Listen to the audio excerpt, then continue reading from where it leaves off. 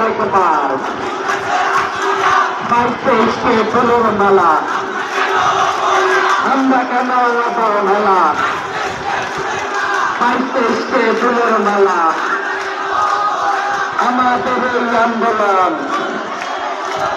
চলছেই চলবে। সকলে বসে পড়ি, সকলে বসে পড়ি, আমরা সুরক্ষা স্লোগানে আমাদের দাবি জানাবো। সকলে বসে পড়ি, আমরা সুরক্ষা স্লোগানে আমাদের দাবি জানাবো। সকলে বসে পড়ি। যুক্তিপূর্ণ এই আন্দোলন, যুক্তিপূর্ণ এই আন্দোলন বন্ধ করা যাবে না।